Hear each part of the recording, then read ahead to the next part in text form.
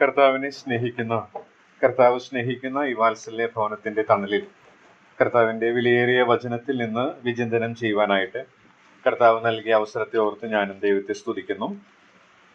ഇന്ന് നിങ്ങളുമായിട്ട് പങ്കിടാനായിട്ട് എൻ്റെ മനസ്സിൽ പ്രേരണയുള്ളത് മർക്കോസിന്റെ സുവിശേഷം 9-ാം അധ്യായത്തിന്റെ 1 മുതൽ 9 വരെയുള്ള വാക്യങ്ങളെ അടിസ്ഥാനപ്പെടുത്തിയാണ്. അതിനെ പ്രാരംഭമായിട്ട് നമുക്ക് വേദഭാഗം ഒന്ന് വായിച്ചു കേൾക്കാം. മർക്കോസിന്റെ സുവിശേഷം 9-ാം അധ്യായത്തിന്റെ 1 മുതൽ 9 വരെയുള്ള വാക്യങ്ങൾ. പിന്നെ അവൻ അവരോട്, ദൈവരാജ്യം ശക്തിയോടെ വരുന്നത് കാണുവോളം മരണം ആസ്വദിക്കാത്തവർ ചിലർ ഈ നിൽക്കുന്നവരിലുണ്ട് എന്ന് ഞാൻ സത്യമായിട്ട് നിങ്ങളോട് പറയുന്നു എന്ന് പറഞ്ഞു.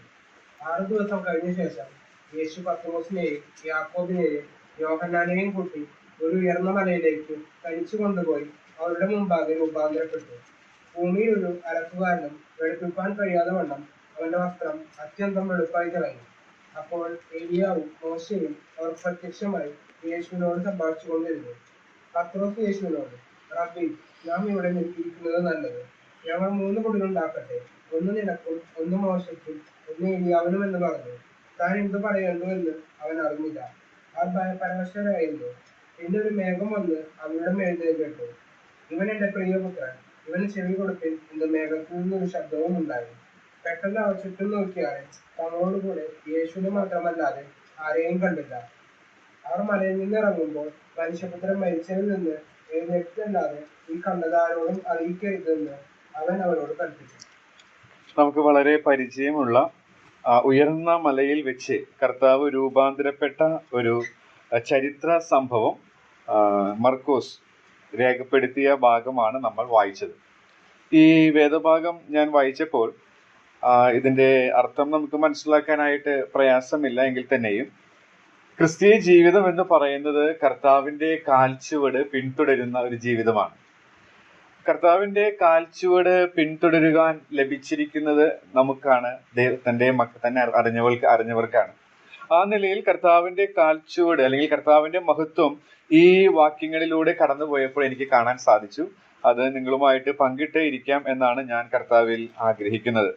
ഇവിടെ 2-ാമത്തെ വാക്യത്തിൽ നാം വായിക്കുന്നത് ഇങ്ങനെയാണ്: 6 ദിവസം കഴിഞ്ഞ ശേഷം യേശു പത്രോസിനെയും യാക്കോബിനെയും യോഹന്നാനെയും കൂട്ടി ഒരു ഉയർന്ന മലയിലേക്ക് തനിച്ചു കൊണ്ടുപോയി അവരുടെ മുമ്പാകെ രൂപാന്തരപ്പെട്ടു എന്നുള്ള ആ ക്രിയാപദം എന്നെ ചിന്തിപ്പിക്കാനായിട്ട് ഇടയായിട്ട് തീർന്നു. കർത്താവിന്റെ രൂപാന്തരപ്പെട്ട കാര്യം തൊട്ടടുത്ത വാക്യത്തിൽ കാണാനായിട്ട് സാധിക്കും. ഭൂമിയിൽ ഒരു അലക്കുകാരനും വെളുപ്പിക്കുവാൻ കഴിയാതെ വണ്ണം അവന്റെ വസ്ത്രം അത്യന്തം വെളുപ്പായി തിളങ്ങി എന്നാണ് നമ്മൾ വായിക്കുന്നത്. അപ്പൊ അതിൽ നിന്ന് കർത്താവിന്റെ കാൽച്ചുവട് പിന്തുടരുവാനായിട്ട് നല്ലൊരു മാതൃക നമുക്ക് കാണാനായിട്ട് സാധിക്കും. കർത്താവ് രൂപാന്തരപ്പെട്ടതുപോലെ അല്ല, അനുദിന ജീവിതത്തിൽ ക്രിസ്തീയ ജീവിതം എന്ന് പറയുന്നത് രൂപാന്തരപ്പെടുന്ന ഒരു ജീവിതത്തിന്റെ ചിത്രമായിട്ട് അവിടെ നിന്ന് പഠിക്കാനായിട്ട് എനിക്ക് ഇടയായിട്ട് തീർന്നു. ക്രിസ്തീയ ജീവിതം എന്ന് പറയുന്നത് അനുദിനം മനസ്സ് പുതുക്കി രൂപാന്തരപ്പെടുന്ന ഒരു ജീവിതമാണ്. കർത്താവിന്റെ മാതൃക നമുക്ക് അതിൽ നിന്ന് എടുക്കാനായിട്ട് സാധിക്കും. മെറ്റമോർഫോസിസ് എന്ന് പറയുന്ന പദമാണ് അവിടെ ഉപയോഗിച്ചിരിക്കുന്നത് എന്നാണ് എനിക്ക് വായിച്ച് മനസ്സിലാക്കാനായിട്ട് ഇടയായിട്ട് തീരുന്നത്. ഒരു പ്യൂപ്പ അത് ശലഭമായി മാറുന്ന ഒരു പ്രക്രിയ. അപ്പോൾ ഒരു പുഴു അത് മനോഹരമായ ശലഭമായി മാറുന്നത് പോലെ പാപം മുഖാന്തരം വളരെ മലിനമായ ജീവിതങ്ങളായ മനുഷ്യർക്ക് കർത്താവിന്റെ ആ ദിവ്യ സ്വഭാവത്തോട് അനുരൂപമായി ഓരോ ദിവസവും രൂപാന്തരപ്പെടുവാനായിട്ട് അവന്റെ കാൽച്ചുവട് അനുദിനം നോക്കി നടന്നാൽ നമുക്ക് സാധിക്കും എന്നുള്ളത് നമുക്ക് അവിടെ നിന്ന് മനസ്സിലാക്കാനായിട്ട് സാധിക്കും. അപ്പോൾ ആദ്യമായിട്ട് ഞാൻ നിങ്ങളുടെ ശ്രദ്ധയിലേക്ക് കൊണ്ടുവരാനായിട്ട് ആഗ്രഹിക്കുന്നത് ഈ ഉയർന്ന മലയിൽ നിന്ന് നമുക്ക് പഠിക്കാനുള്ള ഒരു പാഠം എന്ന് പറയുന്നത്, ക്രിസ്തീയ ജീവിതം എന്ന് പറയുന്നത് അനുദിനം രൂപാന്തരപ്പെട്ടുകൊണ്ടിരിക്കേണ്ട ജീവിതമാണ്. ഒരു ജീവിതമാണ്. കർത്താവിന്റെ 1-ാമത്തെ സന്ദേശം നാം തിരുവഴുത്തിൽ കാണുന്നുണ്ട്. ഈ മർക്കോസിന്റെ സുവിശേഷം തന്നെ നാം നോക്കിയാൽ മനസ്സിലാക്കാനായിട്ട് സാധിക്കും. കാലം തികഞ്ഞു, അതുകൊണ്ട് മാനസാന്തരപ്പെട്ട് സുവിശേഷത്തിൽ വിശ്വസിക്കും. മനസ്സ് പുതുക്കുക, മനസ്സിനെ ദൈവത്തിങ്കിലേക്ക് തിരിയുക എന്നുള്ള ആശയം കർത്താവ് പറയുന്നത് നമുക്ക് കാണാനായിട്ട് സാധിക്കും. അതുപോലെ തന്നെ യോഹന്നാൻ സ്നാപകന്റെ ശുശ്രൂഷയുടെ ആരംഭത്തിലും മനസ്സ് പുതുക്കുക അല്ലെങ്കിൽ മനസ്സ് തിരിയുക എന്നുള്ളത് നമുക്ക് മനസ്സിലാക്കാനായിട്ട് സാധിക്കും. മനസ്സാണ് ഏറ്റവും പ്രധാനപ്പെട്ട ഒരു ഘടകം എന്ന് പറയുന്ന മനുഷ്യന്റെ ജീവിതത്തിൽ. മനസ്സ് മലിനമായി തീർന്നു കഴിഞ്ഞാൽ തുടർന്നുള്ള അവന്റെ പ്രവൃത്തികൾ അതും മലിനതയുള്ളതായിട്ട് തീരും എന്നുള്ളതിന് യാതൊരു സംശയവുമില്ല. നമുക്കറിയാം, നാം നമ്മുടെ ഉള്ളിലേക്ക് കൊടുക്കുന്ന ഇൻപുട്ട് അനുസരിച്ചായിരിക്കും ഔട്ട്പുട്ട് നമുക്ക് ലഭിക്കുക. അപ്പോൾ നാം നമ്മുടെ മനസ്സിലേക്ക് ഓരോ ദിവസവും മോശമായ കാര്യങ്ങളാണ് കടത്തിവിടുന്നതെങ്കിൽ അത് അനേക വർഷങ്ങൾ കഴിഞ്ഞാലും നമ്മിൽ നിന്ന് പോവുകയില്ല. എന്നാൽ കർത്താവ് പറയുകയാണ്, മനസ്സ് പുതുക്കി രൂപാന്തരപ്പെടുക. ഞാൻ ഇവിടെ ആയിരുന്നപ്പോൾ നിങ്ങളുടെ മുമ്പാകെ രൂപാന്തരപ്പെട്ടു. ആ രൂപാന്തരവും ഞാൻ ഇപ്പോൾ പറയുന്ന രൂപാന്തരവും വ്യത്യാസമുണ്ടെങ്കിൽ തന്നെയും അത് ഞാൻ ബന്ധിപ്പിച്ച് ഒരു പ്രായോഗിക നിർദ്ദേശം പറയുന്നു എന്ന് മാത്രമേ ഉള്ളൂ. അപ്പൊ നമ്മുടെ ജീവിതത്തിൽ അനുദിനം മനസ്സ് പുതുക്കി രൂപാന്തരപ്പെടേണ്ടുന്ന ഒരു പ്രക്രിയ നടക്കേണ്ടത് ആവശ്യമാണ്. ലളിതമായ രീതിയിൽ പറഞ്ഞാൽ, ഒരു എഴുത്തുകാരന്റെ കോട്ട് എടുക്കുകയാണെങ്കിൽ, കർത്താവ് ചിന്തിച്ചതുപോലെ ചിന്തിക്കാനായിട്ട് ഓരോ ദിവസവും നമുക്ക് സാധിക്കണം. കർത്താവ് പ്രവർത്തിച്ചതുപോലെ പ്രവർത്തിക്കാൻ നമുക്ക് സാധിക്കണം. കർത്താവ് ഓരോ വിഷയത്തെ കണ്ടതുപോലെ കാണുവാൻ നമുക്ക് സാധിക്കും. അതാണ് മനസ്സ് പുതുക്കി രൂപാന്തരപ്പെടുക എന്ന് പറയുന്നത്.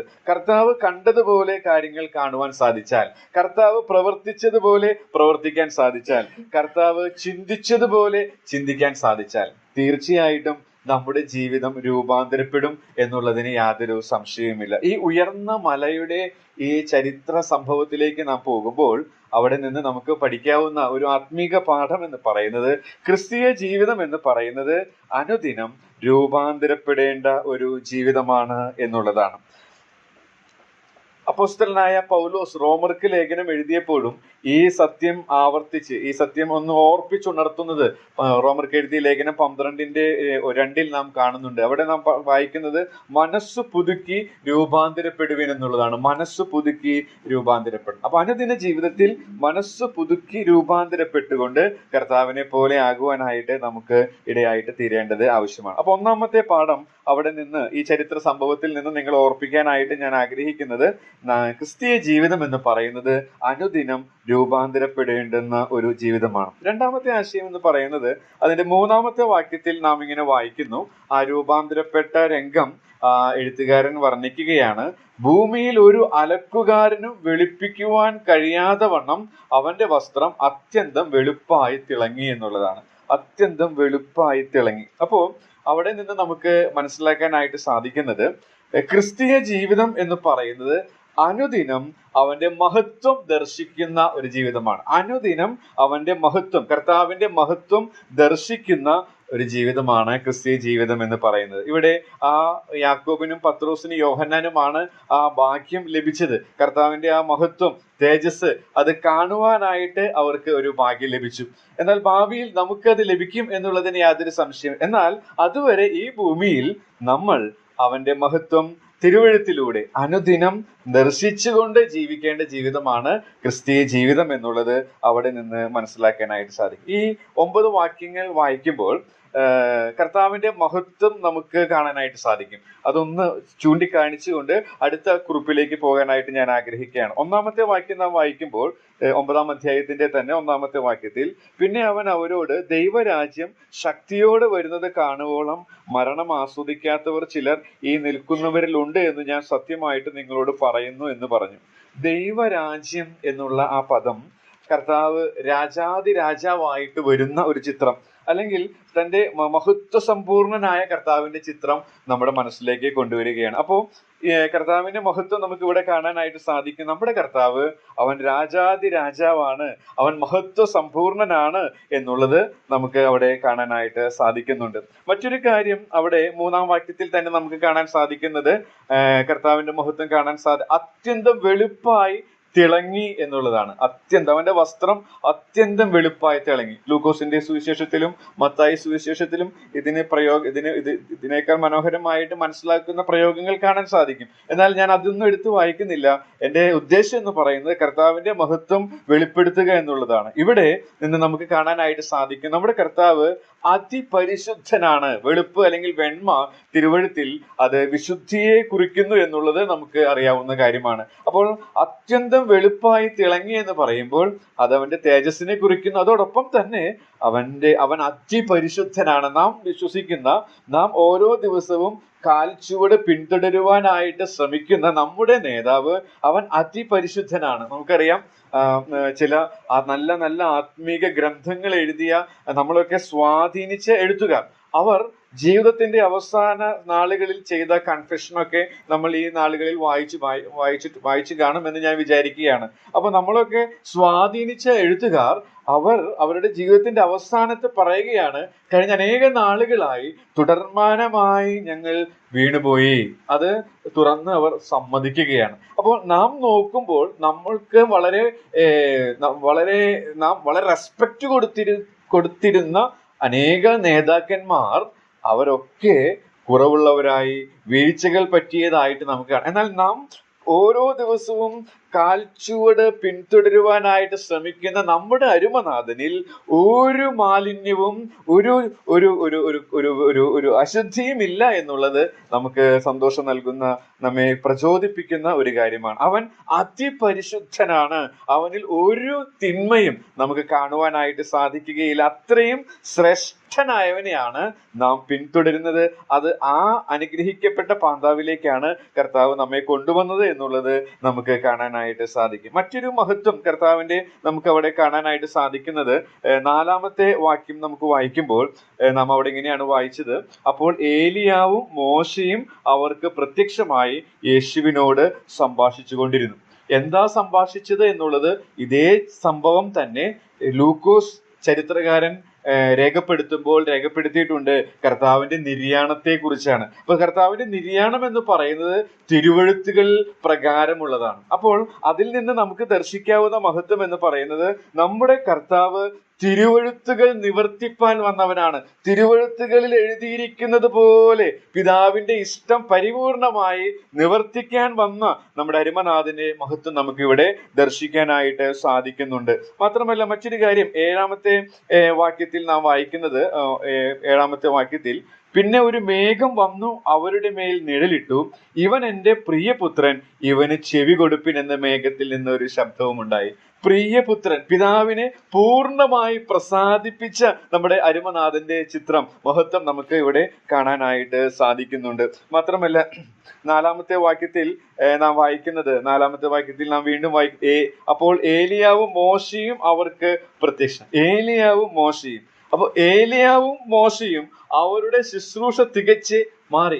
ഏലിയാവ് മാറി, മോശ മാറി. എന്നാൽ കർത്താവ് മാറ്റമില്ലാത്തവനായിട്ട് അവിടെ കാണപ്പെടുകയാണ്. അപ്പോൾ കർത്താവിന്റെ മഹത്വം, അവൻ മാറ്റമില്ലാത്തവനാണ് എന്നുള്ളത് നമുക്ക് അവിടെ നിന്ന് ചിന്തിക്കാനായിട്ട് സാധിക്കും. മാത്രമല്ല ഈ അധ്യായത്തിന്റെ തന്നെ 8-ാമത്തെ വാക്യത്തിൽ അവസാനം നാം കാണുന്നത് ഇങ്ങനെയാണ്: യേശുവിനെ മാത്രമല്ലാതെ ആരെയും കണ്ടില്ല. അവൻ ആശ്രയിക്കുവാൻ മതിയായവനാണ്. അവൻ ആശ്രയിക്കുവാനായിട്ട് മതിയായി. മോശ മാറും, ഏലിയാവൊക്കെ മാറും. എന്നാൽ നാം ഒരുപക്ഷെ ക്യാമറയിൽ കാണുന്ന അല്ലെങ്കിൽ നാം റെസ്പെക്ട് കൊടുക്കുന്ന നേതാക്കന്മാരൊക്കെ മാറിപ്പോകും. എങ്കിലും നമ്മുടെ അരുമനാഥൻ അവനൊരിക്കലും മാറ്റമില്ല എന്നുള്ളത് നമുക്ക് ചിന്തിക്കാനായിട്ട് സാധിക്കും. അപ്പോൾ 2-ാമത്തെ കാര്യം, ക്രിസ്തീയ ജീവിതം എന്ന് പറയുന്നത് അനുദിനം കർത്താവിന്റെ മഹത്വം ദർശിക്കേണ്ട ജീവിതമാണ്. നമ്മുടെ ജീവിതത്തിൽ അങ്ങനെ ഒരു ശീലമുണ്ടോ? അനുദിനം കർത്താവിന്റെ മഹത്വം ദർശിക്കുവാൻ തിരുവഴുത്തുകളിലൂടെ നമുക്ക് സാധിക്കുന്നുണ്ടോ? മാത്രമല്ല ഞാൻ ആദ്യം പറഞ്ഞതുപോലെ ക്രിസ്തീയ ജീവിതം അനുദിനം രൂപാന്തരപ്പെടേണ്ട ജീവിതമാണ്. അനുദിനം രൂപാന്തരപ്പെടുവാനായിട്ട് നമുക്ക് സാധിക്കുന്നുണ്ടോ എന്നുള്ളത് നമ്മെ തന്നെ പരിശോധിക്കുന്നത് നല്ലതാണ് എന്ന് ഞാൻ പറഞ്ഞ് മുന്നോട്ട് പോവുകയാണ്. 3-ാമത്തെ കാര്യം നമുക്ക് ഇവിടെ 4-ാമത്തെ വാക്യത്തിൽ കാണാനായിട്ട് സാധിക്കും. 4-ാമത്തെ വാക്യം ഞാൻ വീണ്ടും വായിക്കുന്നു: അപ്പോൾ ഏലിയാവും മോശയും അവർക്ക് പ്രത്യക്ഷമായി യേശുവിനോട് സംഭാഷിച്ചു കൊണ്ടിരുന്നു. ഇവിടെ ഞാൻ പറയാനായിട്ട് ആഗ്രഹിക്കുന്നത്, ക്രിസ്തീയ ജീവിതം എന്ന് പറയുന്നത് വചനത്തിന് പ്രാധാന്യം കൊടുക്കുന്ന ജീവിതമാണ്. വചനത്തിന് പ്രാധാന്യം കൊടുക്കുന്ന ജീവിതം. അതെങ്ങനെ മനസ്സിലായി? നാം അവിടെ വായിച്ചത് ഇങ്ങനെയാണ്: അപ്പോൾ ഏലിയാവും മോശയും അവർക്ക് പ്രത്യക്ഷമായി യേശുവിനോട് സംഭാഷിച്ചു കൊണ്ടിരുന്നു. ആ സംഭാഷിച്ച കാര്യം ഞാൻ നേരത്തെ സൂചിപ്പിച്ചതാണെങ്കിലും ഒന്നെടുത്ത് വായിക്കാം. ലൂക്കോസിന്റെ സുവിശേഷം 9-ാം അധ്യായത്തിന്റെ 30-31 വാക്യങ്ങളിൽ ലൂക്കോസ് അത് രേഖപ്പെടുത്തിയിട്ടുണ്ട്. ലൂക്കോസിന്റെ സുവിശേഷം 9-ാം അധ്യായത്തിന്റെ 30-31 വാക്യങ്ങൾ. എന്റെ പുരുഷന്മാർ അവളോട് സംഭാഷിച്ചു. മോശയും ഏലിയാവും തന്നെ. അവർ തേജസ്സിൽ പ്രത്യക്ഷരായി അവൻ യേശുവിനെ പ്രാപിപ്പാനുള്ള നിര്യാണത്തെ കുറിച്ച് സംസാരിച്ചു. അപ്പൊ ക്രിസ്തീയ ജീവിതത്തിന്റെ മറ്റൊരു ചിത്രം നമുക്ക് ഈ സംഭാഷണത്തിൽ നിന്ന് മനസ്സിലാക്കാനായിട്ട് സാധിക്കുന്നത് വചനത്തിന് പ്രാധാന്യം കൊടുക്കുന്ന ജീവിതമാണ്. എന്താണ് അവിടെ പറയുന്നത്? കർത്താവിന്റെ നിര്യാണത്തെ കുറിച്ച് അല്ലെങ്കിൽ തിരുവഴുത്തുകളെ കുറിച്ചാണ് അവർ സംസാരിക്കാനായിട്ട് ഇടയായിട്ട് തീരുന്നത്. അപ്പോ അനുദിന ജീവിതത്തിൽ ദൈവവചനത്തിന് പ്രാധാന്യം കൊടുക്കുവാനായിട്ട് നമുക്കിടയായിട്ട് തീരുന്നു. പലപ്പോഴും നമ്മൾ പരമ്പരാഗതമായി ഇതിലിങ്ങനെ മുന്നോട്ട് പോകുന്നത് കൊണ്ട് അതിപരിചയം അത് അതിൻ്റെതായ പ്രാധാന്യമൊക്കെ കെടുത്തിക്കളയുന്നതായിട്ട് നമുക്ക് കാണാൻ സാധിക്കും. ഇന്നലെ ഞാനൊരു സുവിശേഷകന്റെ ഭവനം സന്ദർശിക്കാനായിട്ട് പോയപ്പോൾ അദ്ദേഹം പാലക്കാട് ജില്ലയിലുള്ള ഒരു സുവിശേഷകനാണ്. അപ്പൊ അദ്ദേഹം പാലക്കാട് ജില്ലയിലുള്ള പല സഭകളുമായിട്ട് നല്ല പരിചയമുണ്ട്. അപ്പോൾ അദ്ദേഹം പറഞ്ഞത്, ഒരു സഭയിലെ സൺഡേ സ്കൂളിനെ കുറിച്ച് പറഞ്ഞത്, ഒരു അധ്യാപകൻ ലോക്കൽ ചർച്ചിൽ നിന്ന് വന്ന ഒരു അധ്യാപകനാണ്, ഒരു വിശ്വാസിയാണ്. ഒരു സൺഡേ സ്കൂൾ അധ്യാപകൻ പെന്തക്കോസ്റ്റ് പശ്ചാത്തലത്തിൽ നിന്ന് വന്ന അധ്യാപകനാണ്.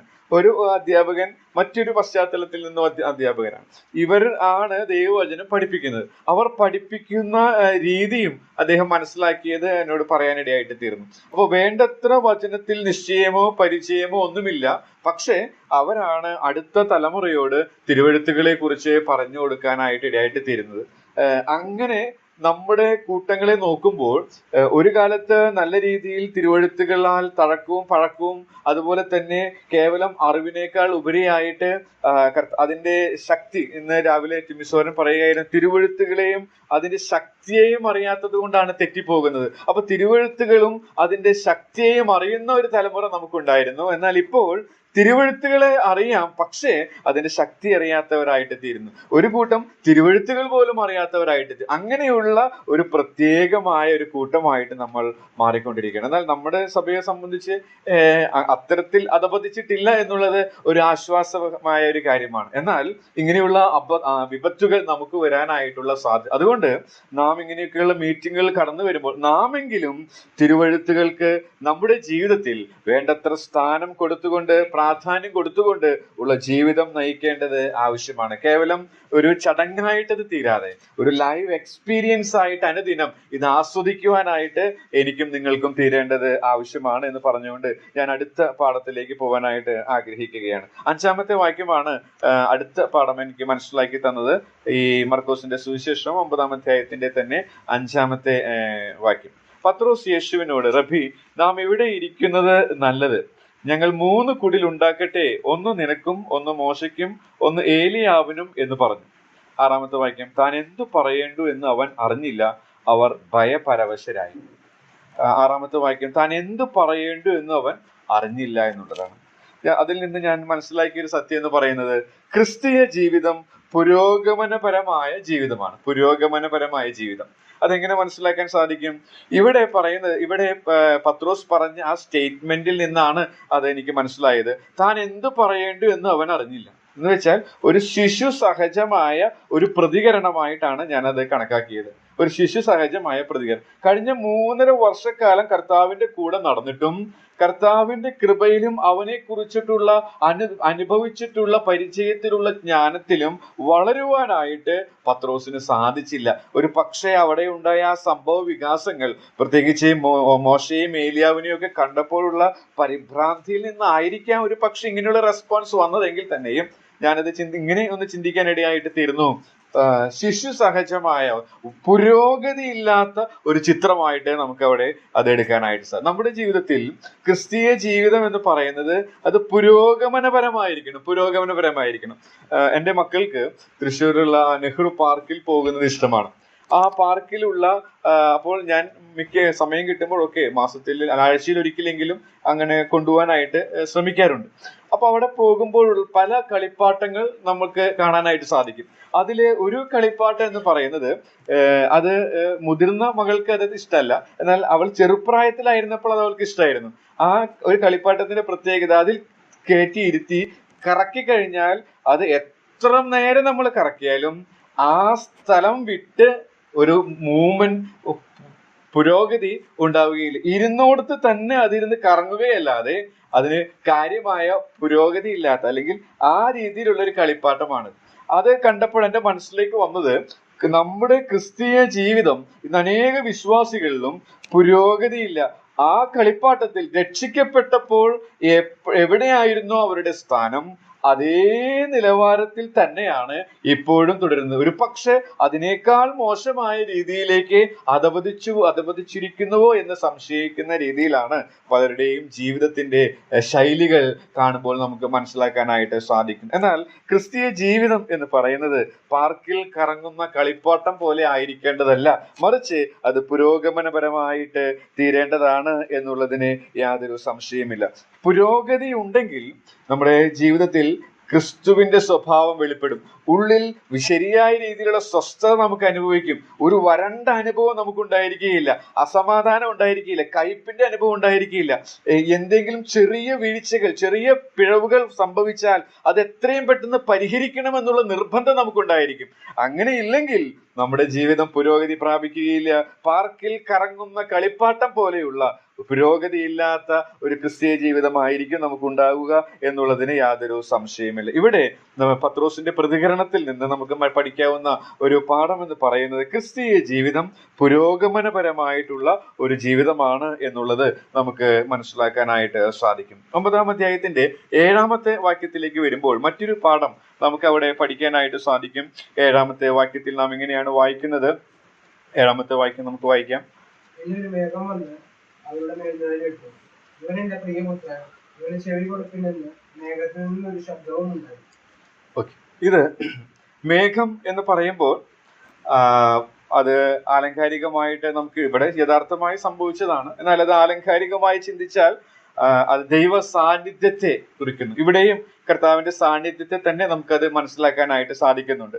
അപ്പോൾ ക്രിസ്തീയ ജീവിതം എന്ന് പറയുന്നത് കർത്താവിന്റെ സാന്നിധ്യം അനുഭവിക്കുന്ന, ആസ്വദിക്കുന്ന ജീവിതമാണ്. കർത്താവ് എൻ്റെ അടുത്തുണ്ട് എന്നുള്ളത് സെൻസ് ചെയ്തുവന്ന ജീവിതമാണ്. ഒരു പക്ഷേ അതിലേറ്റക്കുറച്ചിലുകൾ ഉണ്ടായിരിക്കും, എന്നാൽ അത് വേണം, 24 മണിക്കൂറും എനിക്ക് അത് വേണം എന്നുള്ള അതിയായ വെമ്പൽ.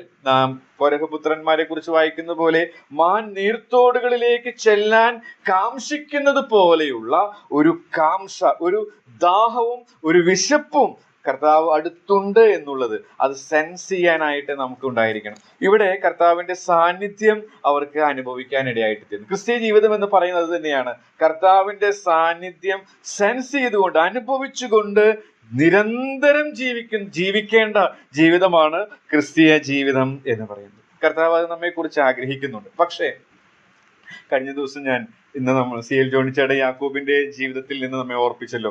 അപ്പോൾ യാക്കോബിനെ കുറിച്ചുള്ള ചിന്തകളായിരുന്നു കഴിഞ്ഞ ദിവസങ്ങളിൽ. കലോത്സവം നടക്കുകയാണല്ലോ തൃശ്ശൂർ ജില്ലയിൽ. അപ്പോൾ അതിന്റെ നൈറ്റ് ഡ്യൂട്ടി ആയിരുന്നു എനിക്ക് കിട്ടിയത്. അപ്പോൾ കണ്ണൂർ ജില്ലയിലുള്ള കുട്ടികളാണ് ഞങ്ങൾ സ്കൂളിൽ താമസിക്കുന്നത്. അപ്പൊ അവർക്ക് രാത്രിയിൽ അവരെ നോക്കേണ്ടുന്ന ചുമതലയാണ് എനിക്കുണ്ടായിരുന്നത്. അപ്പൊ രാത്രിയിൽ നമ്മുടെ ഉറക്കമൊക്കെ അസ്വസ്ഥപ്പെട്ടിരുന്നപ്പോൾ ഈ യാക്കോബിന്റെ ചിന്തകളിലേക്കാണ് ഞാൻ പുസ്തകങ്ങൾ കൊണ്ടുവരുന്നു. അവ വായിച്ചും കുറിപ്പുകളൊക്കെ എഴുതി ഇരുന്നപ്പോൾ എന്റെ മനസ്സിലേക്ക് വന്നത് ഒരു ചിത്രം, യാക്കോബിന്റെ ഒരു ചിത്രമാണ്. യാക്കോബിന്റെ ആ ചിത്രം എന്റെ മനസ്സിലേക്ക് വന്നത് എബ്രായർ 11:21 വായിച്ചപ്പോഴാണ്. എബ്രായർ 11:21 ആ ഒരു കാര്യം കൂടെ പറഞ്ഞ് ഞാൻ ഇരിക്കാനായിട്ട് ആഗ്രഹിക്കുന്നു. എബ്രായർ 11:21. യോസേഫിന്റെ മക്കളെ ഇരുവരെയും അനുഗ്രഹിക്കുകയും തന്റെ വടിയുടെ അറ്റത്ത് ചാരിക്കൊണ്ട് നമസ്കരിക്കുകയും ചെയ്തു. അവിടെ വടിയുടെ അറ്റത്ത് ചാരി നമസ്കരിച്ചു. അപ്പോൾ അവിടെ പറയുന്ന വടി എൻ്റെ മനസ്സിലേക്ക് വന്നു. ഈ വടി എപ്പോഴാണ് തനിക്ക് വന്നത് എന്നുള്ളത് നമുക്കറിയുള്ള കാര്യമാണ്. ഞാനത് എടുത്തു വായിക്കേണ്ട ആവശ്യമില്ല. ഉൽപ്പത്തി പുസ്തകം 32-ാം അധ്യായത്തിൽ ആ യാബോക്ക് കടവിൽ വെച്ച് യാക്കോബ് തനിയെ ശേഷിച്ച ഒരു സംഭവമുണ്ട്. യാക്കോബ് തനിയെ ശേഷിച്ച് ദൈവത്തോട് മല്ലുപിടിക്കുകയാണ്. ദൈവത്തോട് മല്ലുപിടിച്ചപ്പോൾ അവന്റെ തുടയുടെ തടം ഉളുക്കി. അതിനുശേഷം അന്ന് കാര്യമായിട്ടുള്ള അന്നത്തെ പ്രായത്തിന്റെ കണക്കെടുത്താൽ അത്ര വാർദ്ധക്യത്തിലുള്ള വ്യക്തിയല്ല യാക്കോബ് എന്നുള്ളത് നമുക്ക് തുടർന്ന് വായിക്കുമ്പോൾ മനസ്സിലാക്കാനായിട്ട് സാധിക്കും. അപ്പോ ആ ഒരു നമ്മുടെ ഭാഷയിൽ പറഞ്ഞ ഒരു യൗവനക്കാരൻ അല്ലെങ്കിൽ ഒരു ചെറുപ്പക്കാരൻ, ആ ചെറുപ്പക്കാരന്റെ തടയുടെ തുടം ഉളുക്കിയപ്പോൾ പിന്നെ അവന് നടക്കുവാനായിട്ട്, നമുക്കറിയാം തുടയുടെ തടം ഉളുക്കിയാലേ നടക്കുവാനായിട്ട് പ്രയാസമാണ്. അപ്പൊ ഒരു ചെറുപ്പക്കാരനായ വ്യക്തി വടി കയ്യിൽ പിടിച്ചുകൊണ്ട് നടക്കേണ്ടുന്ന ഒരു അവസ്ഥ, ഒരു തകർക്കപ്പെട്ട ഒരു ചിത്രം. നാം അതിനെക്കുറിച്ച് അനേക സന്ദേശങ്ങൾ കേട്ടിട്ടുള്ളതാണ്. അവനെ തകർക്കുവാനായിട്ട് ആ യാബോക്കിലെ സംഭവം ഇടയായിട്ട് തീർന്നു. അതിനെ തുടർന്ന് അവൻ ആ വടി അവൻ ആവശ്യമായിട്ട് വന്നു. അവൻ ആ വടിയുമായിട്ട് നടന്നു പോകുന്ന രംഗം നാം ഒന്ന് ഭാവനയിൽ കാണുമ്പോൾ ആ ഭാഗത്തുള്ള അവനറിയാവുന്ന ആളുകളൊക്കെ മനസ്സിലാക്കും. ഒരു കാലത്ത് എന്തും ചെയ്യാനായിട്ടുള്ള കരുത്തുള്ളവനായിരുന്നു. നമുക്ക് അവന്റെ ചരിത്രത്തെ കുറിച്ചൊക്കെ നാം ഇന്ന് രാവിലെ കേട്ടതാണ്.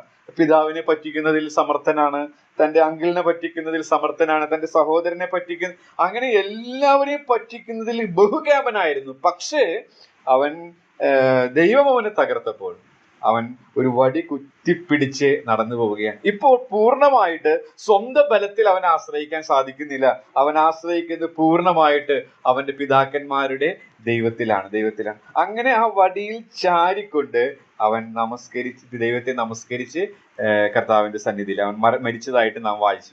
അപ്പൊ അതിൽ നിന്ന് മനസ്സിലാക്കാൻ സാധിക്കും, നിരന്തരം ദൈവ സാന്നിധ്യം അനുഭവിക്കണമെങ്കിൽ സ്വന്തം ബലം, എന്റെ കഴിവിൽ എനിക്ക് കുറെ കാര്യങ്ങൾ സാധിക്കും, എന്റെ സമ്പത്തിൽ എനിക്ക് എന്റെ വിദ്യാഭ്യാസത്തിൽ എനിക്ക് സാധിക്കും, എന്റെ ജോലിയിൽ, എന്റെ പണത്തിൽ, എനിക്കുള്ളതിൽ, എന്റെ കഴിവിൽ എനിക്കൊക്കെ സാധിക്കുമെന്ന് ചിന്തിക്കുന്നവർക്ക് ഒരിക്കലും ഈ ദൈവ സാന്നിധ്യം ആസ്വദിക്കാൻ സാധിക്കില്ല. അല്ല, മറിച്ച് ഞാനൊന്നുമില്ല എന്ന് ദൈവമുമ്പാകെ ആ താഴ്മയുടെ മനോഭാവം നിരന്തരം സൂക്ഷിക്കുവാൻ ശ്രദ്ധിക്കുന്ന ഒരു വിശ്വാസിക്ക് ആ വടിയിൽ ചാരി ജീവിക്കാനായിട്ട്, അവനെ കാണുമ്പോൾ മറ്റുള്ളവർക്ക് മനസ്സിലാക്കാനായിട്ട് സാധിക്കും, അവൻ സ്വന്തം ബലത്തിൽ ആശ്രയിക്കുന്നവനല്ല, അവൻ നിരന്തരം അവന്റെ ദൈവത്തിൽ ചാരുന്നവനാണ് എന്നുള്ളത്. പ്രിയമുള്ളവര്, ഈ തരത്തിലുള്ള ഒരു അനുഭവം നമുക്ക് ഉണ്ടായിരിക്കേണ്ടത് ആവശ്യമാണ്.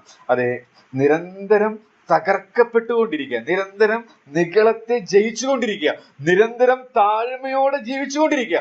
അങ്ങനെ ജീവിക്കുന്നവർക്ക് ദൈവത്തിന്റെ സാന്നിധ്യം എപ്പോഴും അവൈലബിൾ ആണ്, അത് ആസ്വദിക്കാനായിട്ട് സാധിക്കും. അങ്ങനെയെങ്കിൽ ക്രിസ്തീയ ജീവിതം അനുഗ്രഹിക്കപ്പെടും എന്നുള്ളതിന് യാതൊരു സംശയമില്ല. തുടർന്നും മറ്റു പാഠങ്ങളൊക്കെ നമുക്ക് പഠിക്കാനായിട്ട് സാധിക്കും. അനുദിനം അവന് ചെവി കൊടുക്കുന്നതാണ് ക്രിസ്തീയ ജീവിതം, അവനിൽ തന്നെ കേന്ദ്രീകരിച്ചുകൊണ്ടുള്ളതാണ് ക്രിസ്തീയ ജീവിതം എന്നൊക്കെ നമുക്ക് അവിടെ പഠിക്കാനായിട്ട് സാധിക്കും. ഞാനിവിടെ നിർത്തുകയാണ്.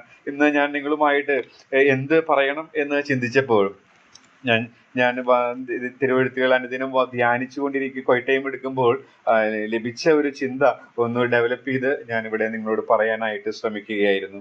ഈ ഉയർന്ന മല നമ്മെ പഠിപ്പിക്കുന്ന ചില പാഠങ്ങളാണ് ഞാൻ പരിമിതമായ എൻ്റെ ശൈലിയിൽ നിങ്ങളോട് പറയാനായിട്ട് ശ്രമിച്ചത്. ക്രിസ്തീയ ജീവിതം എന്ന് പറയുന്നത് രൂപാന്തരപ്പെടുന്ന ഒരു ജീവിതമാണ്. അനുദിനം മനസ്സ് പുതുക്കി കർത്താവ് ചിന്തിക്കുന്നത് പോലെ, കർത്താവ് പ്രവർത്തിക്കുന്നത് പോലെ, അതുപോലെ തന്നെ കർത്താവ് കാര്യങ്ങൾ കണ്ടതുപോലെ കാണാൻ നമുക്ക് സാധിക്കുന്ന ഒരു ശീലം വളർത്തിയെടുത്താൽ നമ്മുടെ ജീവിതം രൂപാന്തരപ്പെടും, യാതൊരു സംശയവുമില്ല. മാത്രമല്ല, ക്രിസ്തീയ ജീവിതം അനുദിനം തിരുവെഴുത്തിലൂടെ കർത്താവിന്റെ മഹത്വം ദർശിക്കുന്ന ജീവിതമാണ്. അങ്ങനെ ഉള്ള ഒരു ജീവിതം അത് അനുഗ്രഹിക്കപ്പെട്ടതാണ് എന്നുള്ളതിന് യാതൊരു സംശയവുമില്ല. ഈ ഭാഗത്ത് നിന്ന് കർത്താവിന്റെ മഹത്വം ദർശിച്ചത് ചില കാര്യങ്ങൾ ഞാൻ അതിനോടുള്ള ബന്ധത്തിൽ ചൂണ്ടിക്കാണിക്കാനായിട്ട് ശ്രമിച്ചു. മാത്രമല്ല, ക്രിസ്തീയ ജീവിതം ദൈവത്തിന്റെ വചനത്തിന് പ്രാധാന്യം കൊടുക്കുന്നതാണ് എന്നുള്ളത് ഇന്ന് പലപ്പോഴും ചടങ്ങായി വായന മാറിക്കൊണ്ടിരിക്കുന്ന ഈ കാലഘട്ടത്തിൽ ലൈവ് എക്സ്പീരിയൻസ് ആയി തിരുവെഴുത്തുകളുടെ മുമ്പാകെ ഇരുന്ന് അതിന്റെ ശക്തി തിരിച്ചറിയുന്ന ഒരു ജീവിത ശൈലി വളർത്തിയെടുക്കാൻ ഞാനും നിങ്ങളും